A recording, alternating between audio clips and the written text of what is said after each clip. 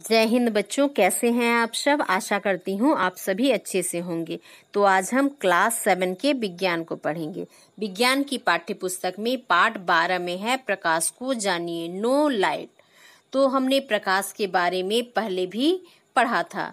तो इसका जो भाग 1 था उसमें हमने प्रकाश के बारे में पढ़ा था और हमने ये जाना था कि जो प्रकाश है वो सीधी रेखा में गमन करती है। साथ ही हमने उससे जुड़े कुछ क्रियाकलाप भी किए थे।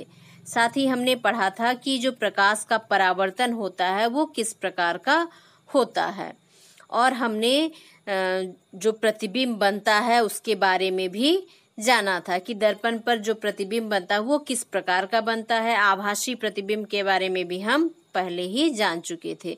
तो आज इस पाठ को आगे बढ़ाते हुए हम पढ़ेंगे वस्तु से प्रतिबिंब की दूरी। तो प्रतिबिंब दर्पण से कितनी दूरी पर बनता है, तो ये जानना भी बहुत आवश्यक है। तो इसको जानने के लिए हम एक क्रियाकलाप करेंगे और जानने का प्रयास करेंगे कि वस्तु से प्रतिबिंब की दूरी क्या है। क्रियाकलाप 5 को करते हैं। तो इसके लिए क्या हमको चाहिए, हमको एक कागज का टुकड़ा लेना होगा। एक सफेद कागज लेंगे जिसकी लंबाई और चौड़ाई होगी 8 सेंटीमीटर, मतलब वो वर्गाकार होगा।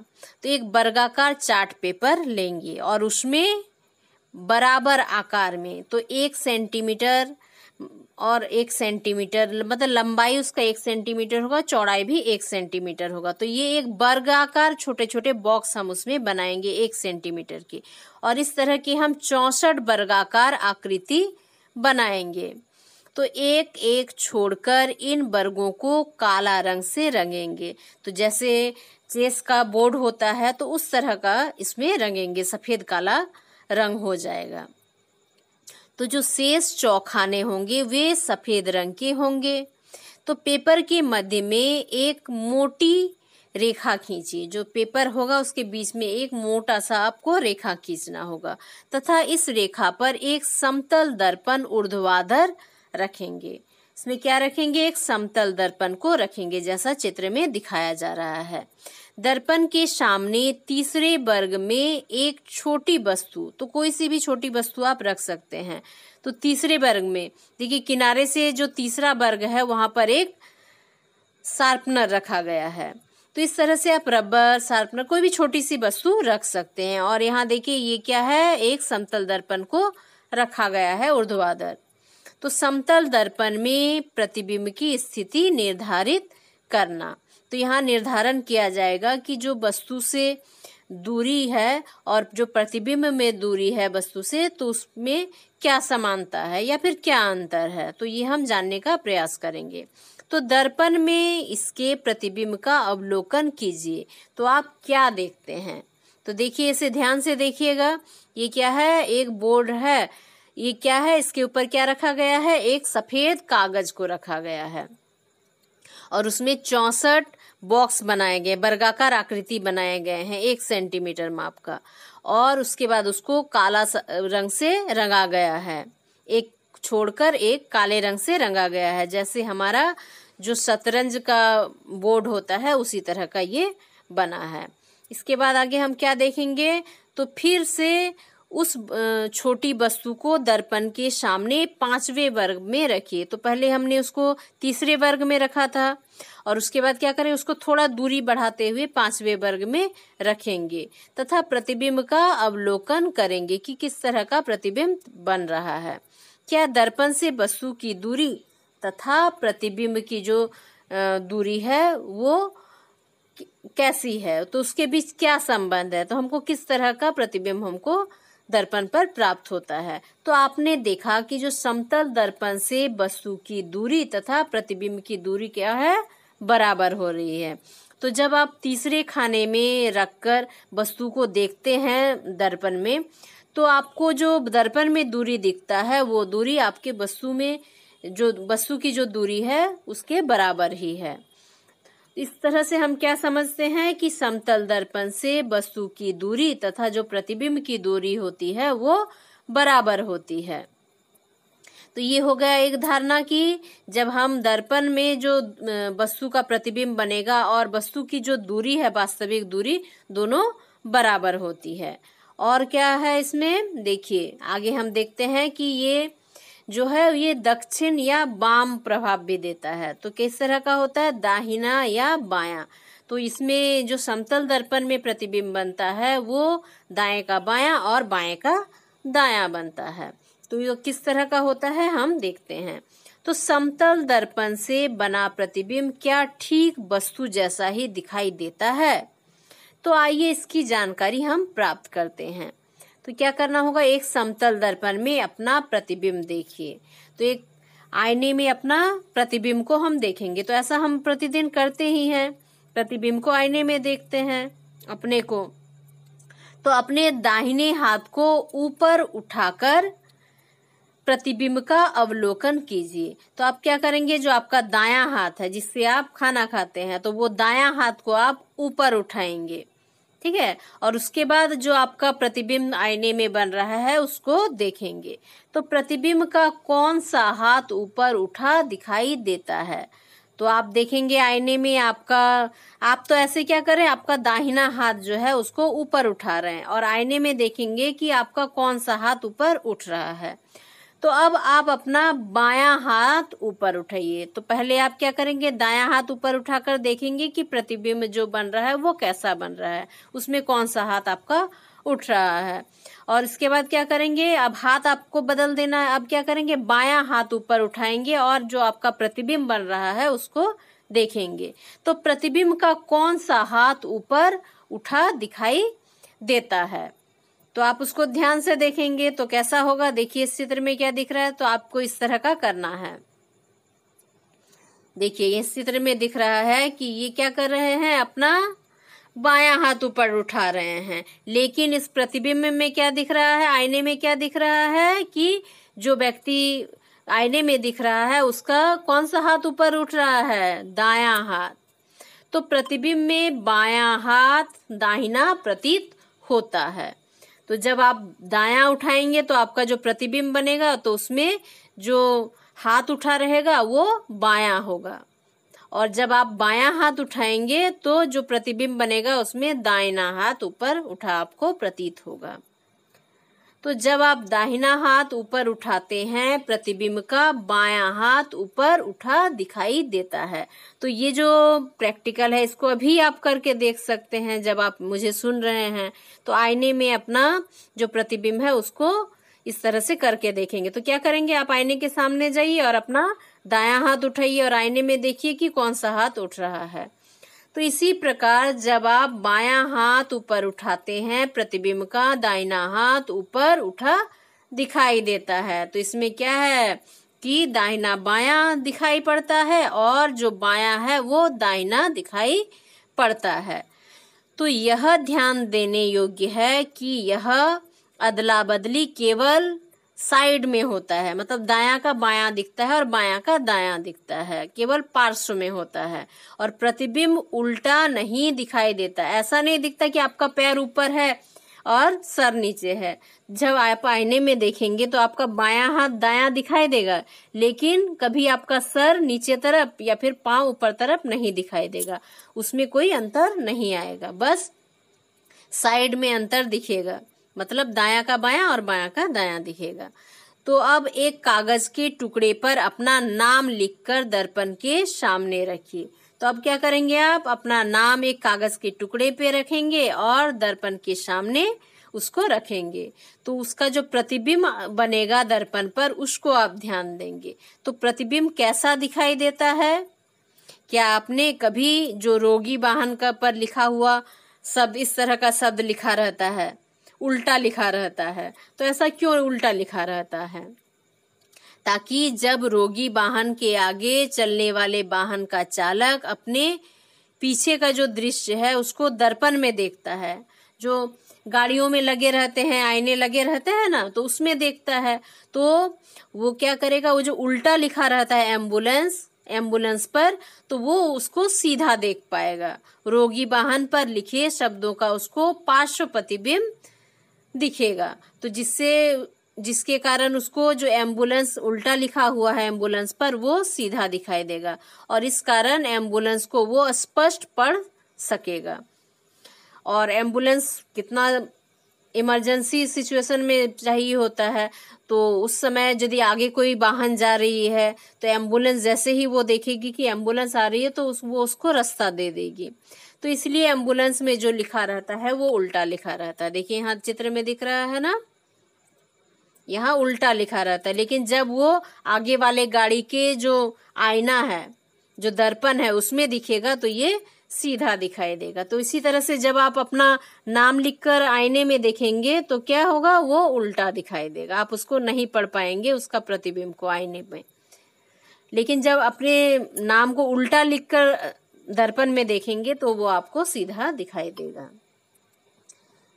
यह है रोगी वाहन, एम्बुलेंस। तो इस तरह का देखिएगा, ध्यान दीजिएगा कि ऐसा ही लिखा रहता है। स्कूटर या कार या अन्य वाहनों के पार्श्व दर्पण में वस्तुओं का प्रतिबिंब वस्तु से छोटा दिखाई देता है, और जो वाहन लगे रहते हैं उसमें जो दर्पण होते हैं उसमें वस्तु का जो प्रतिबिंब बनता है वो जो वास्तव में जो वस्तु का आकार है उससे छोटा दिखाई देता है। तो क्या आप बता सकते हैं कि ऐसा क्यों होता है? तो इसको समझने के लिए कुछ बातों को पहले ध्यान से सुनिए।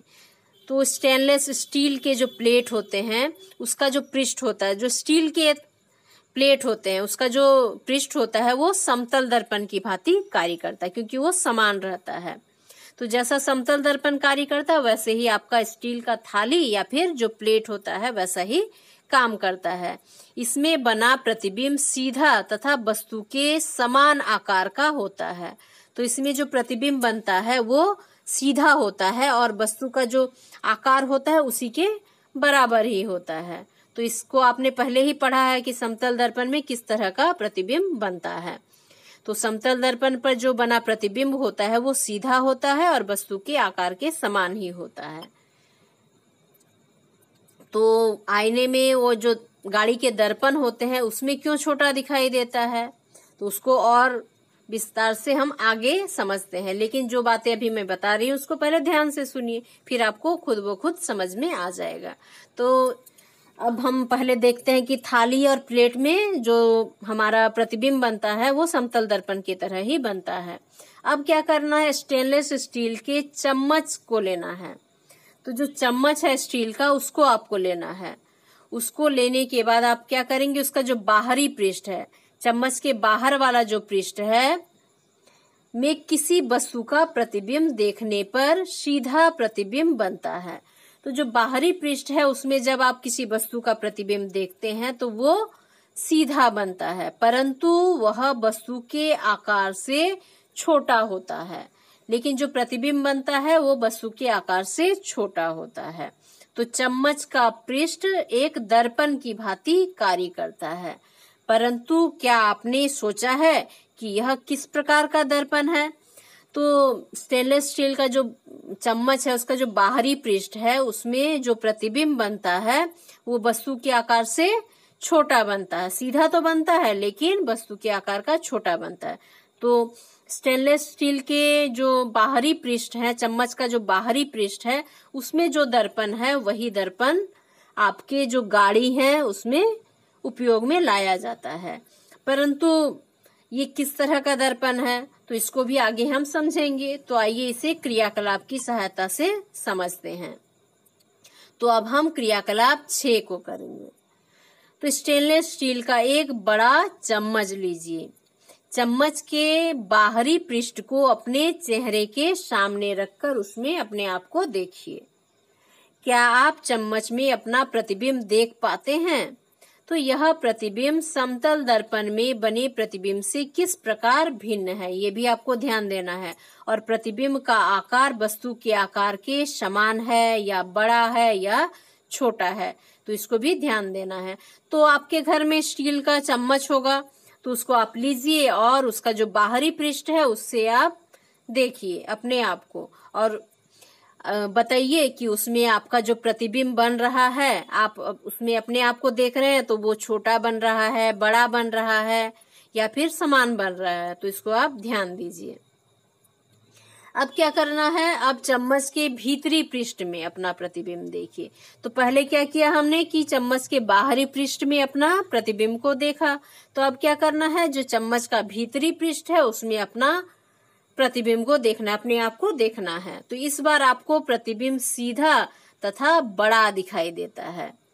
तो जब भीतरी पृष्ठ में आप अपना प्रतिबिंब देखते हैं तो वो सीधा दिखाई देता है और बड़ा दिखाई देता है। तो चम्मच से चेहरे की जो दूरी है उसको बढ़ाने पर प्रतिबिंब उल्टा दिखाई देता है क्या, उस पर भी ध्यान दीजिए। तो देखिए यहाँ दो चित्र दिया गया है। तो चम्मच के बाहरी सतह द्वारा बना प्रतिबिंब है, ये बाहरी सतह में बना प्रतिबिंब है। तो इसमें इस तरह का प्रतिबिंब बना है। तो चम्मच के भीतरी सतह पर द्वारा जो बना प्रतिबिंब है वो इस तरह का होता है। तो इसमें क्या अंतर आपको दिख रहा है दोनों प्रतिबिंब में? तो देखिए इसमें क्या हो रहा है, आपका सीधा दिख रहा है लेकिन छोटा दिख रहा है, और इसमें इस चित्र में क्या दिख रहा है, उल्टा दिख रहा है ना। तो इसको क्यों उल्टा दिख रहा है, किस तरह का प्रतिबिंब बन रहा है, क्यों ऐसा बन रहा है, यहाँ कौन सा दर्पण है, उसको भी हम आगे समझेंगे। तो ये आप प्रैक्टिकल खुद करके देख सकते हैं। तो ये जो प्रतिबिंब बन रहा है इसमें कौन सा दर्पण काम कर रहा है, तो अभी उसको समझते हैं।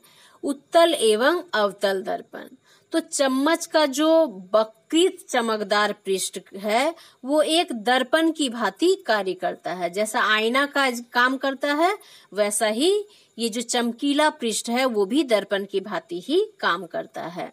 तो वक्रित दर्पण का सबसे अधिक सामान्य उदाहरण है गोलीय दर्पण है।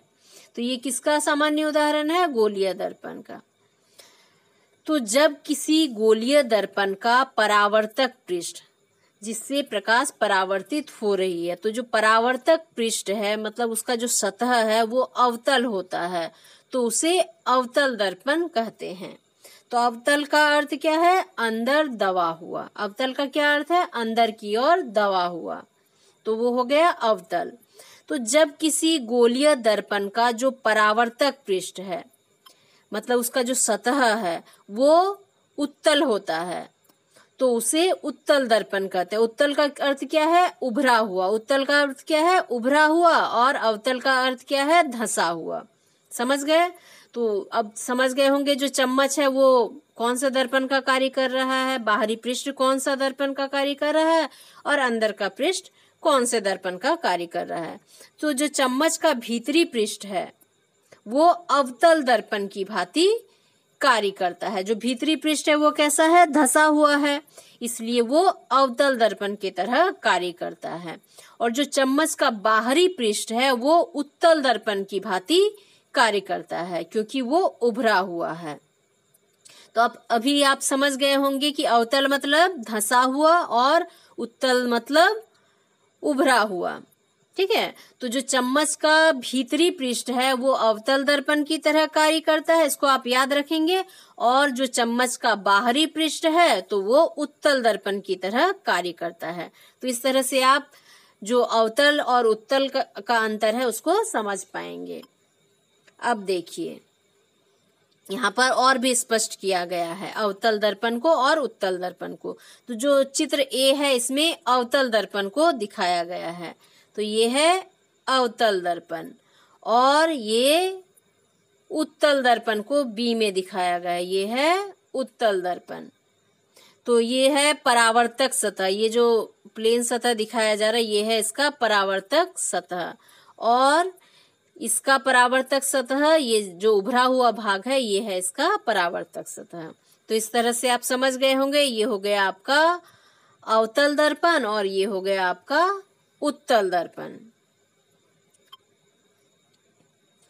अवतल दर्पण तथा उत्तल दर्पण को गोलीय दर्पण क्यों कहते हैं? तो ये जो दर्पण है इसको गोलीय दर्पण हम क्यों कहते हैं? तो एक प्लास्टिक का गेंद लेंगे, तो इसको समझने के लिए क्या करेंगे, एक जो प्लास्टिक का गेंद होता है उसको लेंगे और इसका एक भाग क्या करेंगे, चाकू या फिर आरी की सहायता से काटकर अलग कर लेंगे, जैसा चित्र में दिखाया जा रहा है।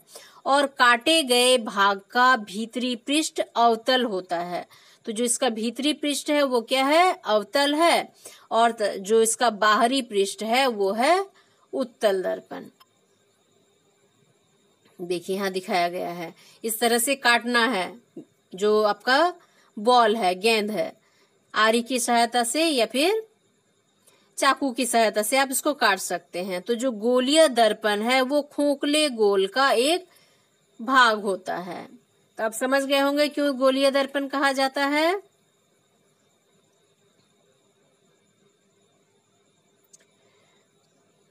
तो हम जान चुके हैं कि समतल दर्पण से बना प्रतिबिंब पर्दे पर नहीं देखा जा सकता है। तो इसको हमने पहले ही जाना था कि जब समतल दर्पण पर कोई प्रतिबिंब बनता है, उसके आगे या फिर पीछे हम पर्दा लगा देते हैं तो उसको पर्दे में नहीं उतारा जा सकता है। तो क्या अवतल दर्पण में भी ऐसा ही होता है कि उसका भी जो प्रतिबिंब है उसको पर्दे पे उतारा नहीं जाता है? तो क्या होता है उसको हम आगे जानेंगे। तो आगे की क्रियाकलाप द्वारा इसको समझने का प्रयास करेंगे। तो क्रियाकलाप 7 को करते हैं। तो इसमें क्या करेंगे, एक अवतल दर्पण लीजिए और इसके परावर्तक पृष्ठ को सूर्य की ओर रखकर पकड़िए। तो जो अवतल दर्पण लेंगे उसको सूर्य की ओर पकड़ेंगे और पकड़कर रखेंगे। तो दर्पण से परावर्तित प्रकाश को दीवार पर देखने का प्रयास कीजिए। तो दर्पण पर प्रकाश पड़ेगा सूर्य का और वो परावर्तित होकर कहाँ जाएगा, दीवार पर, और हम उस प्रकाश का जो परावर्तन हो रहा है उसको दीवार पर देखेंगे। तो दर्पण को आगे पीछे कर इस प्रकार समायोजित कीजिए ताकि दीवार पर तीव्र चमकदार बिंदु प्राप्त हो। तो दर्पण को क्या करेंगे, इस तरह से थोड़ा सा हिलाएंगे आगे पीछे करके ताकि जो प्रतिबिंब बन रहा है दीवार पर वो एक चमकदार बिंदु के रूप में हमको दिखाई दे। तो यह सूर्य का प्रतिबिंब है। तो ये क्या है, सूर्य का प्रतिबिंब। तो आप बच्चे भी कभी कभी क्या करते हैं, कोई कांच यदि मिल जाता है उसको क्या करते हैं, जहां सनलाइट होता है वहां पर थोड़ा घुमा घुमा के करते हैं और उसको दीवार पर उसका जो प्रतिबिंब है उसको लाने का कोशिश करते हैं। तो ये आपका खेल हो जाता है। तो इस चीज को आप करके देख सकते हैं। तो इसके लिए क्या लेना होगा, दर्पण को आगे पीछे करके सेट करना होगा ताकि जो चमकदार बिंदु है वो दीवार पर पड़े। तो ये क्या है, चमकदार बिंदु सूर्य का ही प्रतिबिंब है। तो दीवार के स्थान पर एक कागज का शीट भी आप ले सकते हैं तथा तीव्र चमकदार बिंदु कागज पर प्राप्त करने के पश्चात दर्पण तथा कागज को कुछ समय तक स्थिर रखिए। तो अब पहले आपने क्या किया था, उसको इस तरह से सेट किया था कि जो प्रतिबिंब बन रहा है सूर्य का वो दीवार पर बन रहा है। लेकिन अब क्या करेंगे, आप दीवार के स्थान पर आप एक कागज का शीट लेंगे और क्या करेंगे, वो जो चमकदार बिंदु कागज पर पड़ रहा है उसको कुछ देर तक स्थिर रखेंगे। स्थिर रखने के लिए क्या करना होगा, आपको दर्पण को भी स्थिर रखना होगा। तो क्या आपको कागज के पृष्ठ पर कोई परिवर्तन दिखाई देता है, क्या कागज जलने लगता है? तो आप इसको भी करके देख सकते हैं, लेकिन थोड़ा सावधानी बरतिएगा। तो सूर्य का जो प्रतिबिंब है उसको पर्दे पर देखा जा सकता है। तो इस तरह हमने क्या देखा कि सूर्य का जो प्रतिबिंब है वो कागज पर भी बन रहा है और दीवार पर भी बन रहा है। और अधिक देर तक यदि दर्पण को स्थिर रखेंगे तो जो प्रतिबिंब कागज के शीट के ऊपर बनेगा तो क्या होगा, धीरे धीरे जो कागज है वो काला पड़ने लगेगा। किसके कारण, सूर्य के तेज के कारण। अतः इस प्रतिबिंब का जो वास्तविक प्रतिबिंब है वो बनता है। तो अतः इस प्रतिबिंब को क्या कहते हैं, वास्तविक प्रतिबिंब कहते हैं।